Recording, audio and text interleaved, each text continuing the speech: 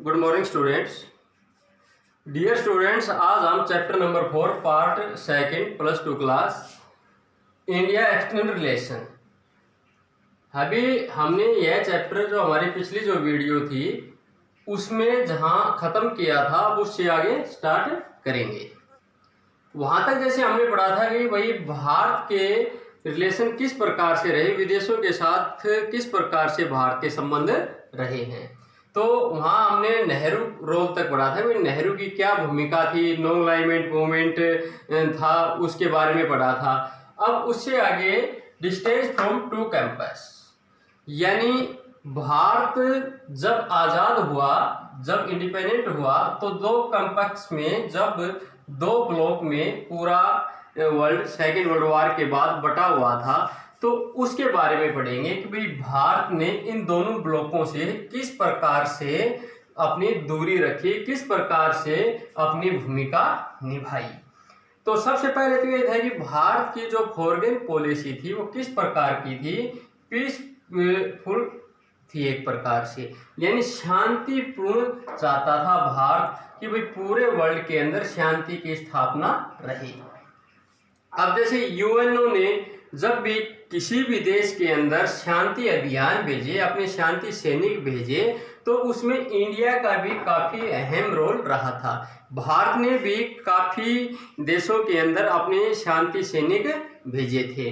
और इसी प्रकार से जब वर्ल्ड के अंदर जब दो ब्लॉकों में पूरा वर्ल्ड बटा हुआ था, तो भारत की जो इम्पोर्टेंस जो रोल था वो क्या था कि दोनों देशों के बीच या दोनों ब्लॉकों के बीच, यूएसएसआर और यूएसए के बीच किस प्रकार से बैलेंस स्थापित किया जाए। तो भारत की जो फॉरेन पॉलिसी थी वो इसी प्रकार की थी, लेकिन उसमें कुछ डिफरेंट भी था। तो उसमें क्या डिफरेंट था, तो देखो, एक सबसे पहले क्या आता है, सबसे पहले आता है 1956 के अंदर। 1956 के अंदर कौन सी घटना घटी थी, तो 1956 के अंदर स्वेज जो कैनाल थी, यानी स्वेज जो नहर थी इजिप्ट के अंदर, मिस्र के अंदर। तो स्वेज नहर के बारे में मैं थोड़ा आपको चलो बताता हूँ क्या है। स्वेज नहर का निर्माण ब्रिटेन की कंपनी और फ्रांस की कंपनी दोनों ने मिलकर के किया था।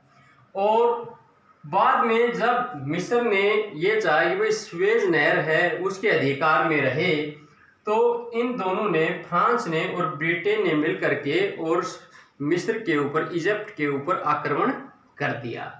तो जो ये इशू था स्वेज जो कैनाल का, तो ये कहता है कि 1956 के अंदर ब्रिटेन ने attack Egypt over the Suez canal issue, India lead the world against.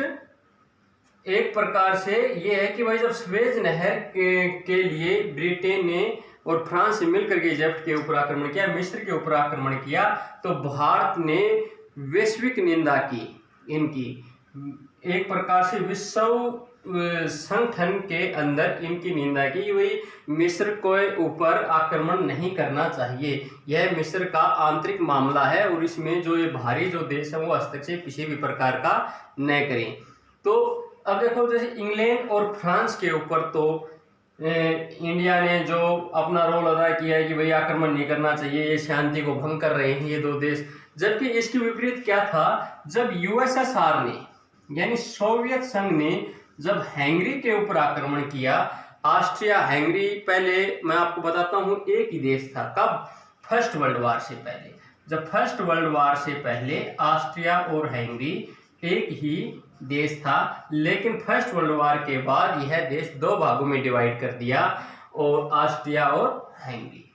और बाद में जब सेकेंड वर्ल्ड वॉर के बाद हंगरी के अंदर किस प्रकार की गवर्नमेंट थी, एक प्रकार से यह यूएसएसआर के ब्लॉक में था, और यूएसएसआर ने इसके ऊपर आक्रमण भी किया था।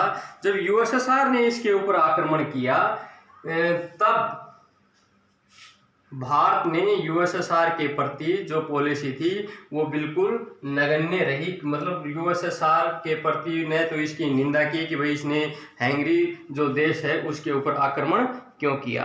ठीक है, तो ये है कि भाई but in the same year when the USSR invaded Hungary, India did not join it's public place. यानी भारत ने अंतर्राष्ट्रीय स्तर के ऊपर यूएसएसआर की किसी भी प्रकार की निंदा नहीं की। यानी सेम ईयर्स 1956 के अंदर सुएज कैनाल संकट उत्पन्न हुआ था और 1956 के अंदर ही यूएसएसआर ने हंगरी के ऊपर आक्रमण किया था। सेम ईयर होने के बावजूद भी भारत ने भाई यूएसएसआर के प्रति तो इसकी जो फॉरेन पॉलिसी थी वो देखो बिल्कुल अलग दिखती है कि इसकी किसी भी प्रकार से निंदा नहीं की, जबकि ब्रिटेन और फ्रांस इन दोनों देशों की विश्व जो मंच था उसके ऊपर काफी निंदा की गई थी। तो एक तो ये था कि भाई भारत ने दोनों ब्लॉकों से दूरी तो जरूर रखी, लेकिन भारत की फिर भी कहीं ना कहीं जो पॉलिसी थी, जो रणनीति थी, वो किसके प्रति ज्यादा अहम रखती थी, तो यूएसएसआर के प्रति ज्यादा अहम रखती। अभी जैसे एक और इसमें हुआ कैंपस के अंदर भाई दो ब्लॉकों में जैसे बटा हुआ था, तो पाकिस्तान भाई भारत आजाद हुआ, भारत और पाकिस्तान दोनों साथ ही आजाद हुए थे। दो भारत का ही जब पार्टीशन हुआ तभी पाकिस्तान का एक प्रकार से जन्म हुआ था। तो उस समय क्या हुआ कि पाकिस्तान जब आजाद हुआ, जब इंडिपेंडेंट हुआ, तो पाकिस्तान ने कौन सा ब्लॉक ज्वाइन कर लिया? नाटो ब्लॉक ज्वाइन कर लिया। नाटो ब्लॉक की स्थापना कब हुई थी? 1949 के अंदर हुई थी, यूएसए के द्वारा की गई थी। हम पिछले जो फर्स्ट पार्ट है उसमें फर्स्ट चैप्टर में हम पढ़ चुके हैं ये।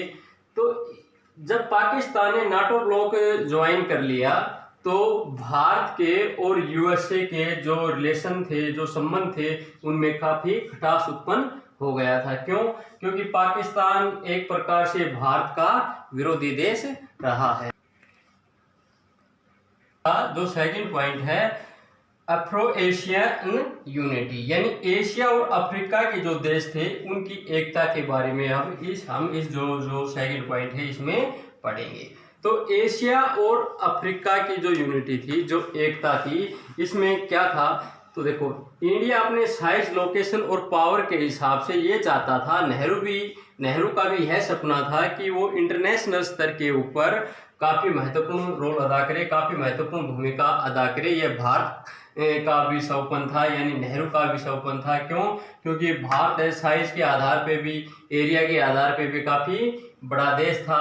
और आप ये देख लो कि भाई उस समय जो देश थे एशिया और अफ्रीका के, उनसे तो ये देश शक्तिशाली ही था। तो इसमें ये क्या था कि विश्व के मामलों में खासकर, यानी एशिया के जितने भी जो मामले थे उसमें भारत ये चाहता था कि एशिया के मामलों में भूमिका किसके द्वारा ज्यादा अदा की जाए? भारत के द्वारा ज्यादा अदा की जाए। अब न्यूली इंडिपेंडेंट जो स्टेट थे एशिया के अंदर, अफ्रीका के अंदर, तो भारत ने उनके साथ संपर्क बनाए रखा। वो ये चाहता था कि नेहरू ये चाहते थे कि भाई एशिया और अफ्रीका के देश जो आज़ाद हो रहे हैं, सेकेंड वर्ल्ड वॉर के बाद आज़ाद हो रहे हैं, तो उनसे ज़्यादा से ज़्यादा रिलेशन बनाया जाए, ज़्यादा से ज़्यादा संपर्क किया जाए और एशिया और अफ्रीका के देशों में एकता की स्थापना की जाए, ताकि अपने व्यापार को बढ़ावा दे सके, ताकि अपना विकास कर सके, अपने देश का विकास कर सके। और जो फॉरेन पॉलिसी थी वो इसी के आधार के ऊपर नेहरू के द्वारा अपनाई जा रही थी। एक इसमें यह भी था कि एशिया और अफ्रीका के जो न्यूली जो इंडिपेंडेंट जो कंट्रीज थी, जैसे अगर हम इंडोनेशिया की बात करें, इंडोनेशिया किसका उपनिवेश था? इंडोनेशिया किसका गुलाम था? तो डच का गुलाम था। तो नेहरू ने जब इंडोनेशिया के समर्थन में, जब वहाँ पर मूवमेंट वगैरह चल रहे थे, नेशनल मूवमेंट चल रहे थे, उनके राष्ट्रीय आंदोलन चल रहे थे इंडोनेशिया के अंदर, तो नेहरू ने भी काफ़ी महत्वपूर्ण वहाँ पर रोल अदा किया था। इंडोनेशिया का समर्थन किया था कि भाई इंडोनेशिया है वो भी जल्द से जल्द आज़ाद किया जाए। और जो उसका समर्थन किया था नेहरू ने, तो एक प्रकार से इंटरनेशनल स्तर के ऊपर यह मामला उसने उठाया था। अब एक ये भी था कि भाई नेहरू की लीडरशिप में 1947 मार्च में, कब? मार्च 1947 में नेहरू की लीडरशिप में क्या हुआ कि एशियन कॉन्फ्रेंस का आयोजन किया गया। कब? मार्च के महीने में। और जबकि भारत को आज़ादी मिलने में अभी भी 5 महीने बाकी थे। भाई भारत आज़ाद कब हुआ था? अगस्त 1947 में, यानी 5 महीनों का डिफरेंट था। लेकिन फिर भी उस समय भारत ने काफ़ी महत्वपूर्ण रोल अदा किया था। इसमें ये था कि एशियन रिलेशन कॉन्फ्रेंस का आयोजन किसकी अध्यक्षता में किया गया? नेहरू की अध्यक्षता में किया गया। और इसके अलावा अभी जैसे मैंने बताया कि भाई इंडोनेशिया 1949 के अंदर भारत जब उस समय आज़ाद हो चुका था तो इंडोनेशिया की स्वतंत्रता के लिए भी भारत ने इंटरनेशनल कॉन्फ्रेंस के जरिए सपोर्ट किया था, जो वहाँ पर आंदोलन वगैरह चल रहा था। और इसी प्रकार से इंडोनेशिया की जो सिटी थी बांडुंग जो सिटी थी,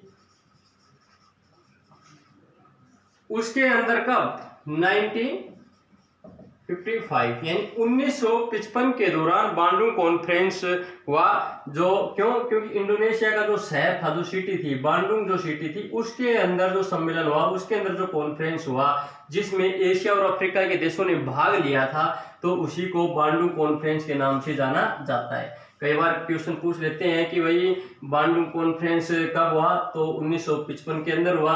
कहाँ पर हुआ? बांडुंग के अंदर हुआ। बांडुंग कहाँ है? इंडोनेशिया का एक शहर है। इंडोनेशिया का फर्स्ट जो प्रेसिडेंट था वो भी आपको बता देता हूँ, सुकर्नो था। और ये आ जाए कि भाई बांडुंग सम्मेलन में और क्या भूमिका रही, तो बांडुंग सम्मेलन में एशिया और अफ्रीका के जो न्यूली जो इंडिपेंडेंट जो कंट्री थे, जो नव स्वतंत्र देश थे, वो शामिल हुए थे।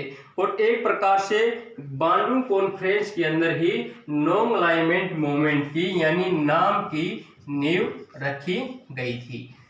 क्योंकि इसमें नाम जो है नॉन अलाइनमेंट मूवमेंट है यानी गुट निरपेक्ष जो आंदोलन है, इसके जो मेंबर्स थे जो बांडुंग सम्मेलन में शामिल हुए थे, लगभग शुरुआत में वही कंट्री थी। और नाम जो सबमिट हुआ था फर्स्ट इसका, तो वो कहाँ पर हुआ था? वो बेलग्रेड के अंदर हुआ था।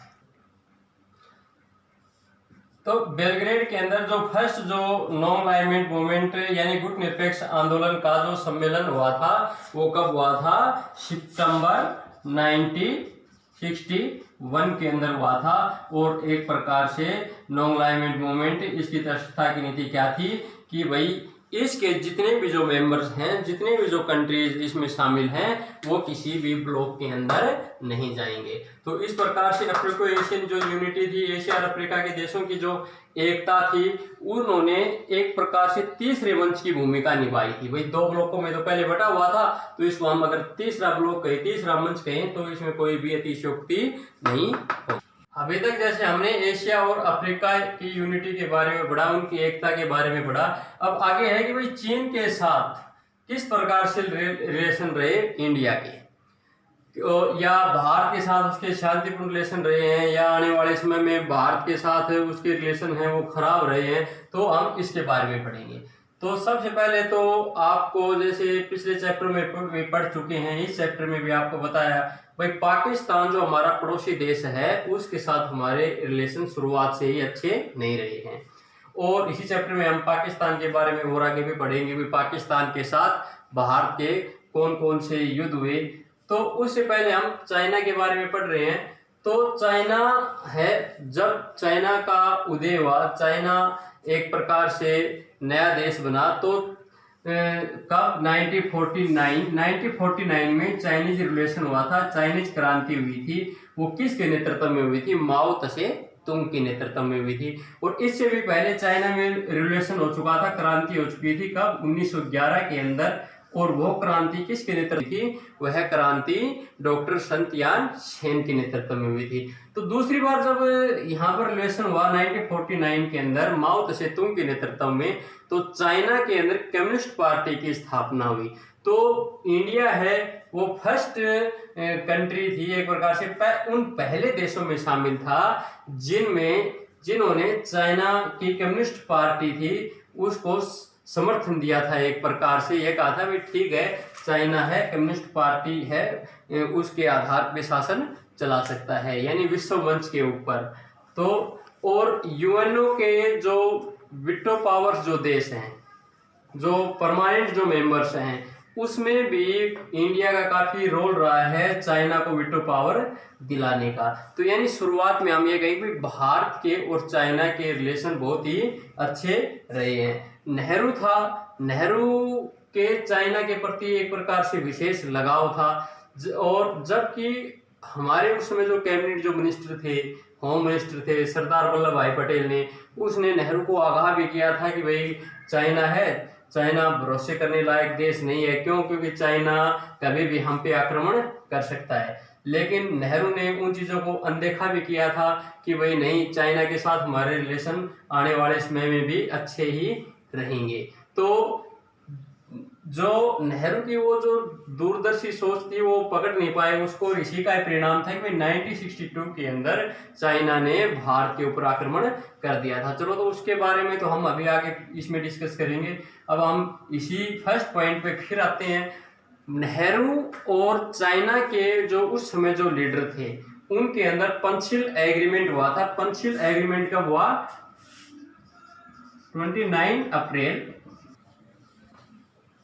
29 अप्रैल 1954।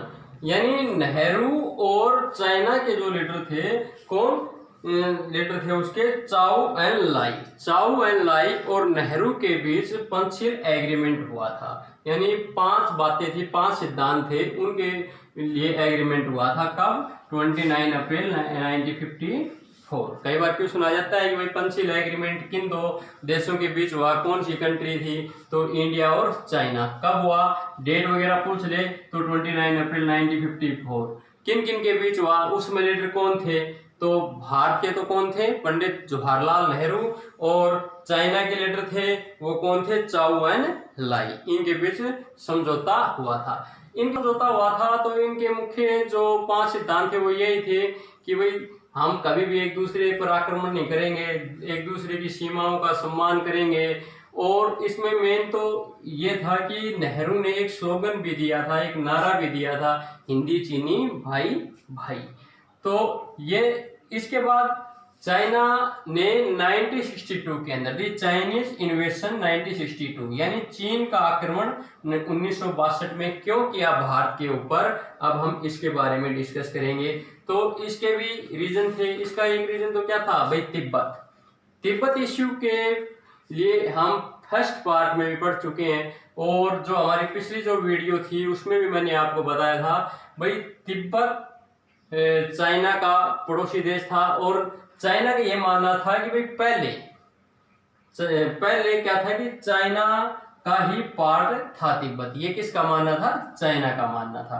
और वो क्योंकि जो उनके जो कल्चर वगैरह थे या उनका जो एक प्रकार से था वो कुछ मिलता जुलता था चाइना के जो लोग थे उनसे। तो वो ये चाहते थे कि भाई तिब्बत है वो स्वतंत्र देश न रह करके और चाइना का पार्ट बने। तो इसके लिए उन्होंने, चाइना ने तिब्बत के ऊपर आक्रमण कर दिया था। और तिब्बत का जो धार्मिक जो गुरु था दलाई लामा। दलाई लामा क्या है भाई? एक प्रकार की पोस्ट है, जैसे अपने यहाँ पर प्रेसिडेंट की पोस्ट है, तो इसी प्रकार से दलाई लामा एक प्रकार की पोस्ट है। तो दलाई लामा अपने अनुयायियों के साथ, जिनकी संख्या 1 लाख के करीब थी, कहाँ पर आ गया? भारत में आ गया। और उसने भारत में शरण मांगी, पंडित जवाहरलाल नेहरू से सहायता मांगी। तो नेहरू ने उसको शरण दे दी, जिसके कारण चाइना है वो भारत का विरोधी देश बन गया। इनके भारत और चाइना की जो रिलेशन थी वो खराब हो गई। और दलाई लामा कहाँ आ गया? दलाई लामा जो धर्मशाला जो एरिया है अपने हिमाचल प्रदेश के अंदर, हिमाचल प्रदेश जो स्टेट है वो जो एरिया है वो दलाई लामा को के जो अनुयायी थे अपने साथ वो वहीं रहने लग गया। और वहीं से वो एक प्रकार से जो उनके जो राजनीतिक जो इश्यूज हैं वो वहीं से चलाने लग गया। तो भारत के चाइनीज इसीलिए खिलाफ हो गए थे कि भाई इन्होंने एक प्रकार से, जब हमने तिब्बत पर अधिकार करना चाहा, तिब्बत को शामिल करना चाहा, तो भारत ने उसमें एक प्रकार से दखलंदाजी की है। ठीक है।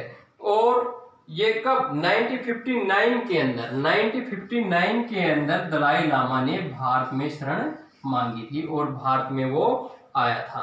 ठीक है। इसके बाद अगर हम बात करें भाई चाइना ने भारत के ऊपर आक्रमण किया था, तो उसका मेन रीजन क्या रहा? तो मैंने बता दिया कि मेन रीजन उसका क्या था? तिब्बत इश्यू था। अब इसी में ही आगे हम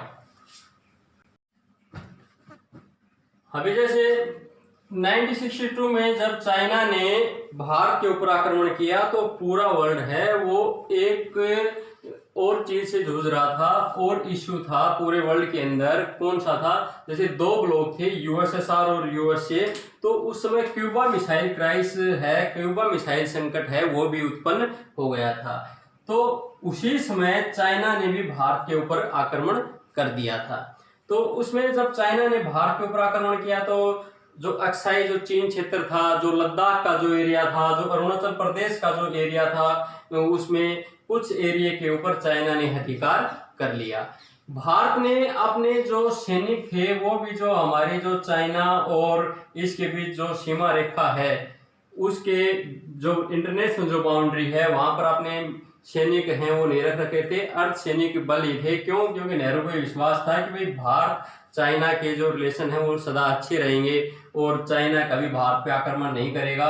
तो एक प्रकार से ये क्या थी, नेहरू की भूल थी। इसके बाद जब इसने एक्साई जो चीन था उसके एरिया के ऊपर अधिकार कर लिया, अरुणाचल प्रदेश का जो पार्ट लद्दाख वगैरह का मैंने बताया है, तो उस समय एक प्रकार से भारत की हार का ही सामना करना पड़ा था 1962 में। और उसके बाद फिर चाइना ने ही युद्ध विराम की घोषणा कर दी, और युद्ध विराम की घोषणा कर दी तो फिर वापस अपने उसी क्षेत्र में चला गया जहां पर यथास्थिति पहले थी। इससे पहले जो हमारी इंटरनेशनल जो बाउंड्री थी, वही हम उस समय अंग्रेजों के गुलाम थे, चाइना के ऊपर भी एक प्रकार से अंग्रेजों का ही अधिकार था। तो उस समय जो हमारी जो बाउंड्री खींची गई थी, रेड क्लिफ जिसको बोलते हैं, वो चाइना ने मानने से इनकार कर दिया था। चाइना का ये कहना था कि अंग्रेजों ने जब उस समय जो बाउंड्री बनाई गई थी तो यह गलत है, तो ये कहते थे कि भाई हम इस बाउंड्री को नहीं मानते। तो एक प्रकार से यह भी एक विवाद उत्पन्न चाइना और भारत के ऊपर हो गया था। अब 1962 के अंदर जब भारत उस युद्ध में हार गया तो भारत के बहुत से जो मिलिट्री जो अफसर थे उन्होंने क्या तो अपने पद से रिजाइन दे दिया या उन्होंने अपने पद से रिजाइन दे दिया या उन्होंने नौकरी छोड़ दी, अपने पद से बिल्कुल ही हट गए थे। और उस समय जो हमारे डिफेंस जो मिनिस्टर थे वीके कृष्ण मेनन,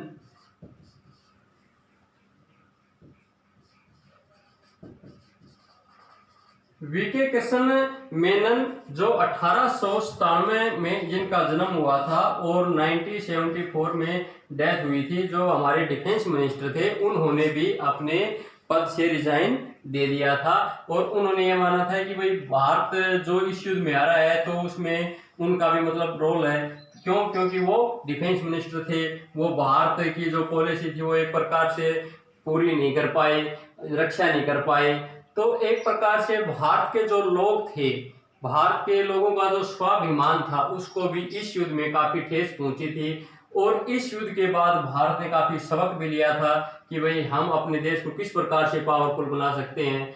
और इसमें 1962 में जब यह युद्ध हुआ तो इससे एक और थी क्या भाई 1924 के अंदर कम्युनिस्ट पार्टी की स्थापना हुई थी भारत के अंदर।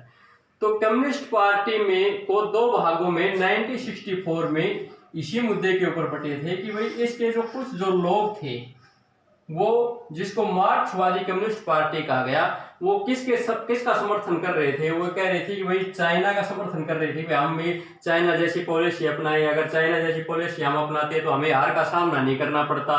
तो एक प्रकार से चाइना का पक्ष ले रहे थे, जिसके कारण इसके जो लीडर थे किसके, माकपा बोलते हैं, यानी मार्क्सवादी कम्युनिस्ट पार्टी, इनके लीडरों को बंदी बना लिया गया, जेल में डाल दिया गया। तो इस प्रकार से जो चाइना ने भारत के ऊपर आक्रमण किया था उससे भारत ने काफी सबक लेते हुए और अपने देश की उन्नति के लिए, विकास के लिए काफी अहम कार्य किए थे। आज इस चैप्टर में हम यहाँ तक ही पढ़ेंगे। कल इस चैप्टर में हम भारत और पाकिस्तान के रिलेशन कैसे हैं इसके बारे में डिस्कस करेंगे। आप सभी को अगर यह वीडियो अच्छी लगे तो इसको लाइक कीजिए। धन्यवाद।